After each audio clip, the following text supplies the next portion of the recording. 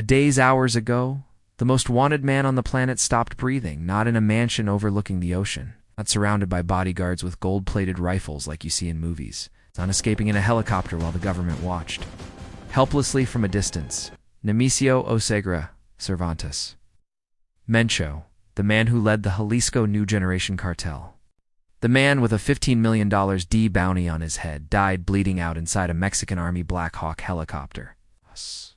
Somewhere between a mountain town of 5,000 people and Mexico City, his last coordinate on this earth, a quiet little town called Tapalpa.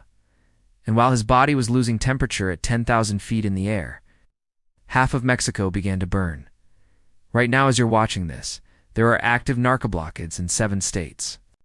Jalisco is on code red. Public transport in Guadalajara is completely suspended. In Guanajuato, cartel members are setting pharmacies and convenience stores on fire. Because apparently, when your cartel boss dies, the logical response is to burn the place where people buy aspirin. The U.S. Embassy issued a security alert warning American citizens to stay indoors. Canada did the same for Puerto Vallarta. Imagine being a tourist from Ontario who flew down for a pina colada on the beach, and someone tells you, hey, better stay locked in your hotel room. You killed a guy, and now people are torching trucks on the federal highway. Who was El Mencho? Really? Here's what makes this story genuinely insane. El Mencho spent nearly 2 decades as the #1 intelligence priority in the entire Western Hemisphere. The D had him in their top 10 most wanted. The FBI ran joint, cross-border operations to find him.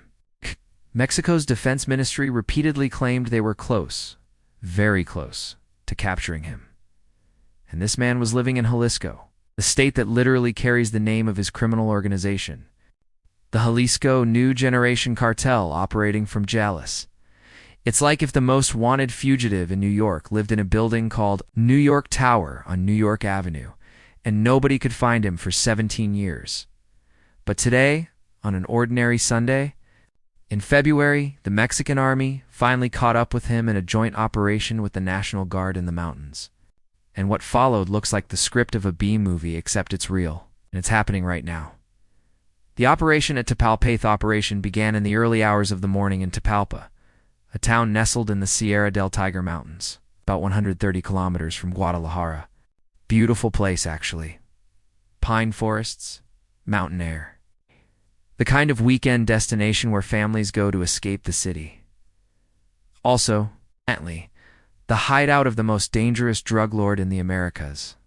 The military arrived with full tactical deployment, armed helicopters, armored vehicles, special forces units, and then the firefight started. El Mencho wasn't going to surrender. This is the man who built the most violent criminal organization in Mexico's modern history. The cartel that shot down a military Cougar helicopter with an RPG rocket launcher in 2015 just to demonstrate firepower. The man who had narco banners hanging from bridges in 12 states simultaneously, who controlled the port of Manzanillo, Guadalajara's airport, and half the chemical precursor routes coming in from Asia.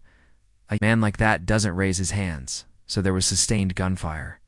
And somewhere in that exchange, a bullet found El Mencho. The defense ministry reports indicate he was critically wounded. They evacuated him by helicopter, along with 3 other CJNG members who were also critically injured. None of the 4 arrived alive in the capital. Sit with that for a second. The man who for years was considered untouchable, who commanded an army of hitmen larger than the armed forces of several Central American countries, died in a Mexican government helicopter.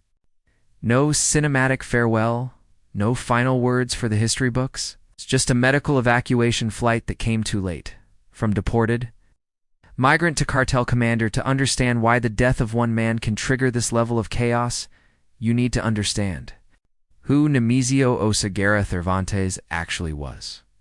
He was born on July 17, 1966, in a tiny rural community in Agualilla, Michoacan. If you search Agualilla today, the first thing that comes up is news about cartel violence. But in 1966, it was just a poor agricultural town in an isolated mountain range, the kind of place where people grow avocados and limes, and the only realistic aspiration is to save enough money to cross north.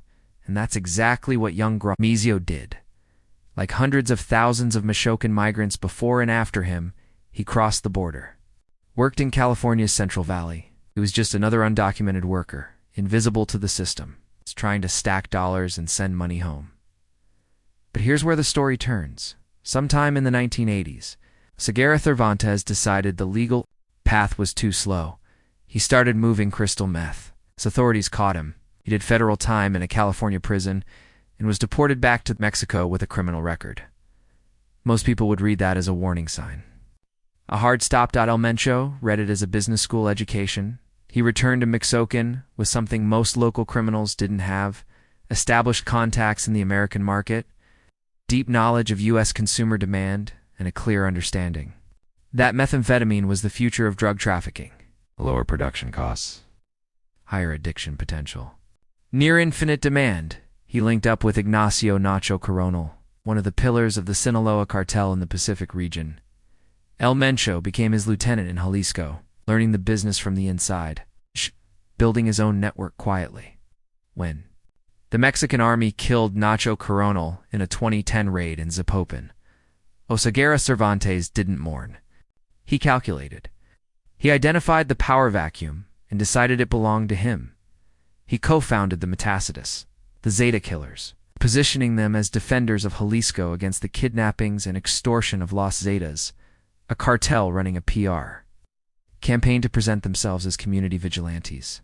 And shockingly, it worked. Citizens genuinely perceived them as the lesser evil. By 2012, the Metacitus had transformed into the Cartel Jalisco Nueva generation. No more vigilante pretense. Pure criminal empire with military structure and territorial ambitions. Building the empire what El Mencho executed over the next decade deserves study. If you can look past the body count, he took a regional cartel and scaled it to multinational corporation levels. First priority: control over port infrastructure. Manzanillo, Lazaro, Cardenas, the two most important Pacific maritime entry points. That's where chemical precursors arrive from China and India to synthesize fentanyl and meth. That's where products shipped out to the US, Europe, and Oceania. Control the ports, control the entire supply chain. Then came the territorial expansion. State by state, the CJNG spread like an oil spill, sometimes absorbing local groups, sometimes eliminating them, sometimes both. Integrate first, liquidate when they stopped being useful. And the military capacity he built was no joke. Not talking about hitmen with stolen trucks, we're talking about homemade armored vehicles that look designed for post-apocalyptic films, anti-tank rocket launchers, surveillance drones, arsenals that would embarrass the militaries of small nations. But what truly separated El Mencho from every other cartel boss was his counterintelligence discipline. While El Chapo was getting photographed with actresses and giving interviews to Sean Penn, El Mencho was cultivating absolute invisibility. Intelligence agencies had exactly one photograph of him, a blurry image that looked like it was captured with 1990s technology. $15 million in reward money, and almost nobody could confirm what he looked like. There is only one verified audio recording of El Mencho in existence. I know. Media, no videos, no digital footprint. The most powerful drug trafficker in the Western Hemisphere was essentially a mythological figure with a voice recording. That paranoia kept him alive for nearly 2 decades. What happens now? Here's the part nobody wants to hear. Killing El Mencho does not mean killing the CJNG. History tells us this clearly. When El Chapo was captured in 2016, officials announced the terminal weakening of the Sinaloa cartel. What actually happened? The organization fractured into rival factions. Eternal war ignited. Violence indexes increased. Now you have Los Chapados controlling one faction and remnants of Mayo. Zambada's group massacring each other over territory. The CJNG faces the same math now. Multiple operators who consider themselves legitimate successors. each with their own armed contingent. All accustomed to resolving disputes through physical elimination, you can see where that negotiation ends, and it's not just internal succession. The CJNG is momentarily weakened, and every rival organization can see it. Sinaloa fragments, Northeast groups, regional structures that have been waiting years for this exact window. They're all moving toward the same territory right now. Mexico has been trapped in this cycle for decades. Capture one boss, another rises. Eliminate one leader, successors multiply. It's like trying to kill a hydra by cutting off its head. El Mencho understood that dynamic. It's why he built what he built. A structure designed to operate without him. The regional cells had autonomy. The roots were institutionalized. The international contacts remained active regardless of who sat at the top.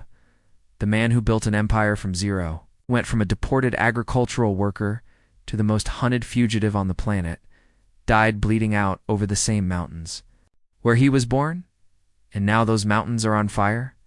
The next few weeks will be chaotic. The next few months will be worse. And somewhere out there, some quiet operator nobody has identified yet is watching this empire fragment and calculating exactly how to pick up the pieces, because El Mencho didn't invent anything new. He just perfected a model that existed before him.